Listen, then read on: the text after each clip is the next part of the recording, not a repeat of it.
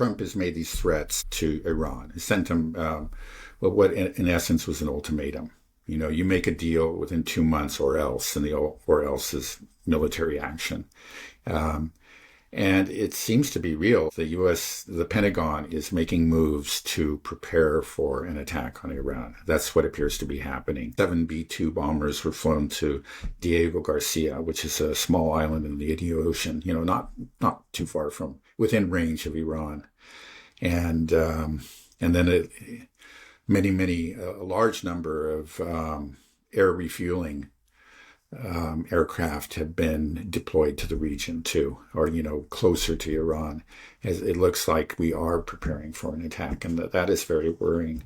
I'll have to say that this actually has a bearing on a practical impact on my life, because your mother and I have been preparing to actually visit Iran, to go on a tour and see many of the cultural historical sites in Iran sometime this summer. And, we haven't committed to. We've done all the paperwork, which was extensive, not surprisingly, but we haven't made a deposit yet. And now I'm just wondering if we should risk, because it really does look bad. Again, we may pull back, and maybe that this is just, theater, that it's an effort to just, apply pressure to Iran, but there's no intention. But there's no guarantee that this is theater. It could be for real. Right. I imagine there are not a lot of people making leisure vacation flights to Tehran at this point in time. You probably might be the only one here in America that was just like, hey, telling your wife, hey, why don't we go visit Iran now? It seems. I think it would be great. I would love for you guys to go. Obviously, I was very excited when you told me that you're planning on going. But I understand completely. This is... It's a scary situation. So you really think that the U.S. might try to do this? We're gearing up. Is this the closest, most real that you've seen us get to a potential strike on Iran? Well, we got very close, actually, I think, under George W. Bush.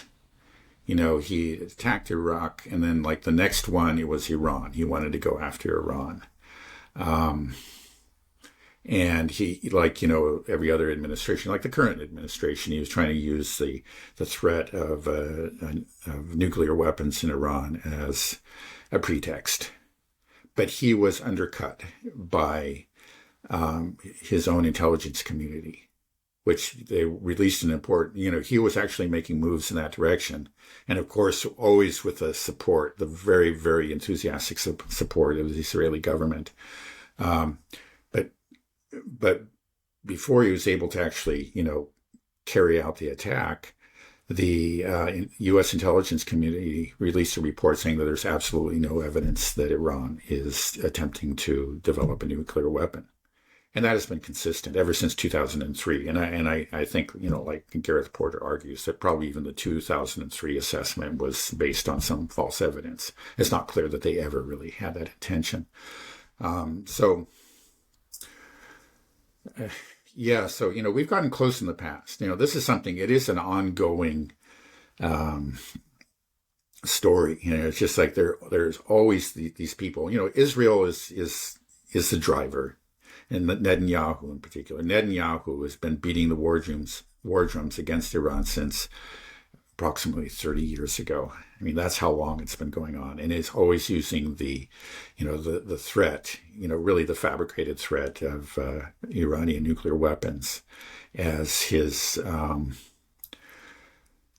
argument for an attack on Iran. And it's just every once in a while you'll start to hear there are moves, and I think that arrangements are being made. An attack is being carefully considered. The most recent was actually under Biden in the very last month or two of his administration, his last of his term. He was apparently, I don't know if Biden was even aware of what was going on, but Tony Blinken and Jake Sullivan and the rest of them seriously considered, launching an attack, of course, in cooperation with Israel against Iran, but they decided against it. But now, once again, probably comes down to Donald Trump himself, but we can see, there's some evidence that, there's some reasons to believe, let's just put it that way, that he will pull back at the end. but there are other, but I wouldn't just put a whole lot of faith in that. And unfortunately, it's not just him, but a lot of the people around him. A lot of these people, they're willing to, I don't think they really care about Ukraine and Russia one way or another. Some of them, I think, like Vance really does, and he does have a true understanding what's happening in Ukraine. The others just don't care, but they're not ideological zealots the way that Tony Blinken and the previous administration was. They're not ideological zealots against Russia, but they are ideological zealots, unfortunately, against Iran. And so there's a real chance that this time they'll win the debate. That Trump will go down on the side of the anti-Iran crazies and launch this attack.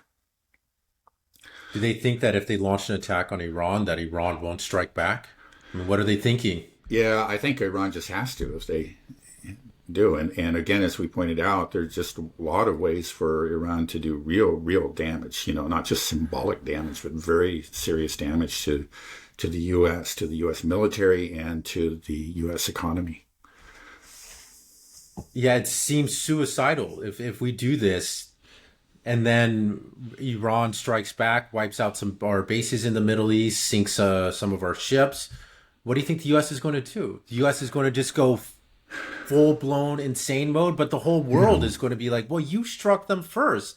What do you expect? That you try to punch them and they're not allowed to punch back? Like, we're going to be alone on this, right? It's just going to be Israel and the United States, right?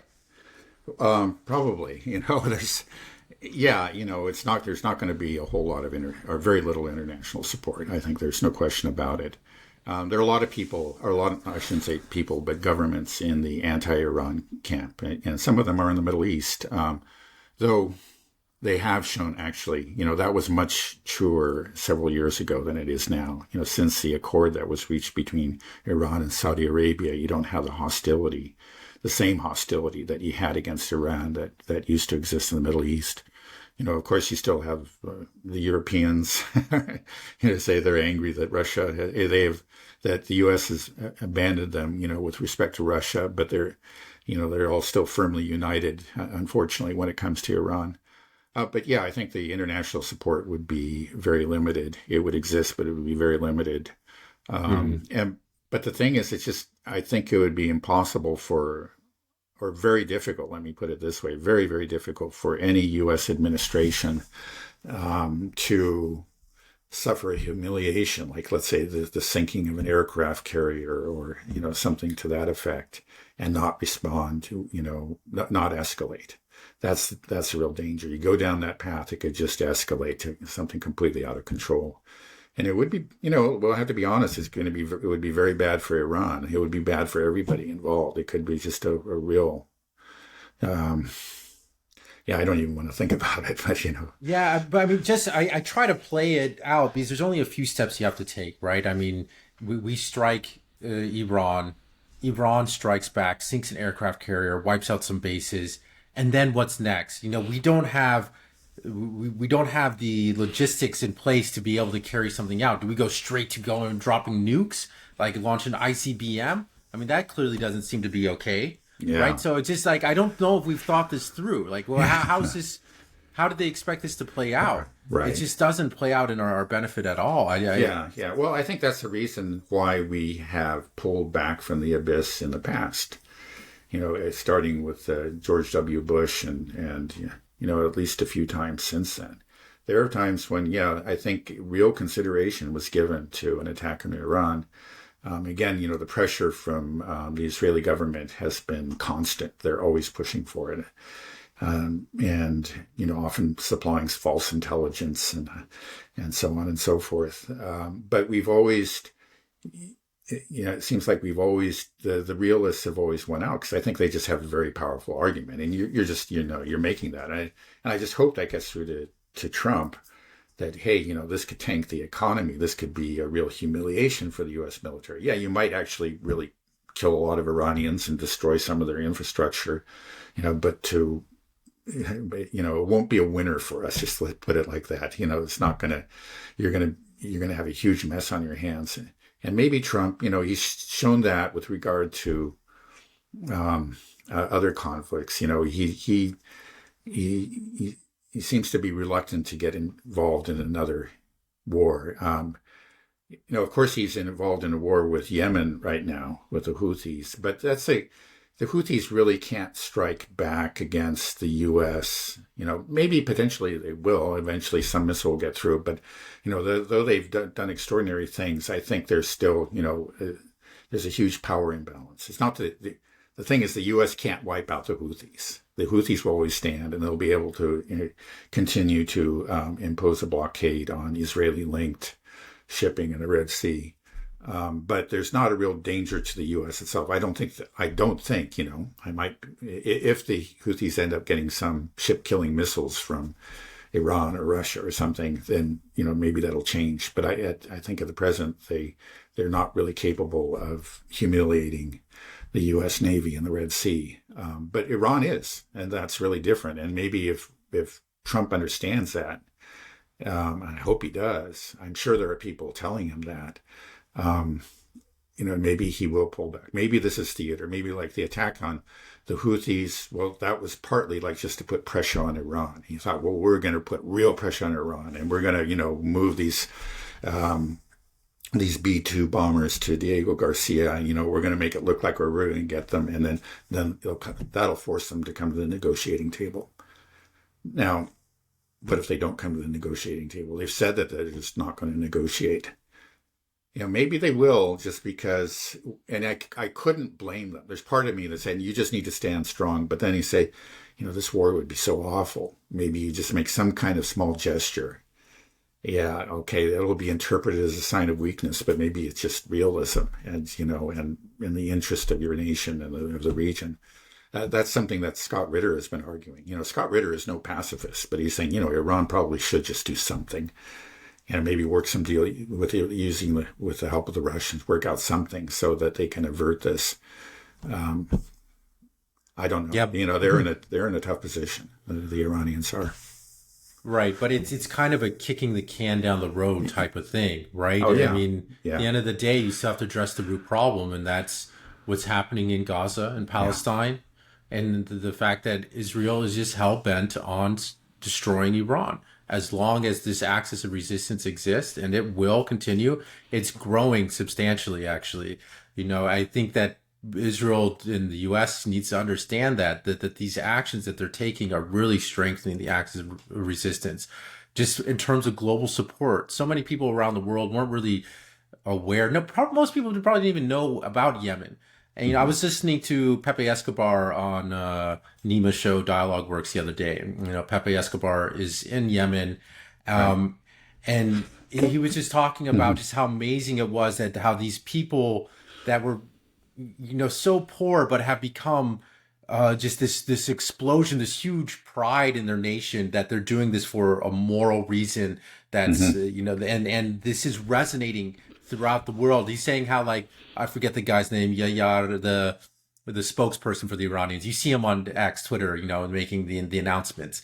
This guy, he's like a celebrity in China and around the world. We may not see it here, but around the world, everybody is so many people are rooting for this guy, and it makes sense because we're in, and even here within the United States and Europe, I think we're seeing that resonate as well, because we're living in a world that's, I feel like, it's being increasingly devoid of morality, and then we have the Houthis that are a truly moral force, and people are attracted to that like a moth to a flame. They want to support maybe this. Not a moth to a flame. Okay, maybe that's death right. for the moth. Right? Okay, right. Sorry, but you know what I mean. That people are attracted to that. They're like, this is a moral cause. These are people that are standing up, and they want to see these people stand up, and they're giving this so much support. And the more that we bomb them or Israel goes after them, the greater that support's going to be. And it's counterproductive, the policies that Israel and the United States are taking. And if you are a supporter of Israel, I think they should recognize that you think that this is not the right way to go. Bombing the Houthis, and definitely not bombing Iran. That's going to be that'll be the end of Israel if they do that. I think so. Well, it could be. I mean, it certainly is going to be. Again, Iran could really threaten Israel in a way that these other powers, Gaza or the Yemenis. The Yemenis can get an occasional missile through and do some damage, but it's not going to really threaten Israel. But Iran could take out Israel's infrastructure, military or industrial, its ports. It could do those things. And again, Israel's a small country. It would be a huge, huge blow. So, yeah, it seems very, very foolish. But again, they just, Netanyahu and his ultra-nationalist government has put Israel on this really apocalyptic course.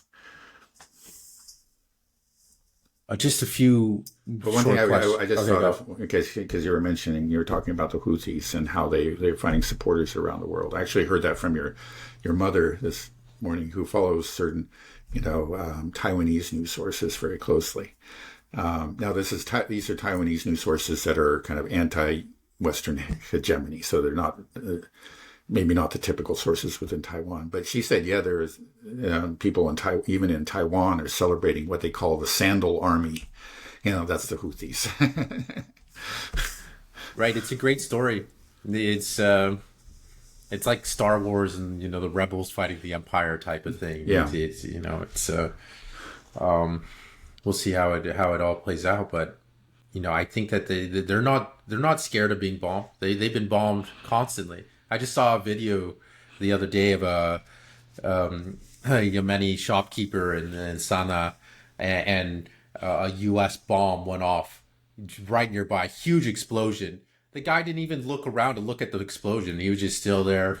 Do you think is? And then another one hit, and he just kind of casually looked around. Wasn't even phased. And I think people have to understand that these people have been under horrific bombing campaign from the Saudis and the American, backed by the Americans for 7-8 years, where hundreds of thousands were killed. And so for this is just it's another Tuesday for them. I don't think they're going to be phased. I mean, that's kind of sad to say, but yeah, it is sad. Okay, there's one other thing I want to ask you is I saw on X the other day trending these anti-Hamas protests in Gaza, and they were being pushed.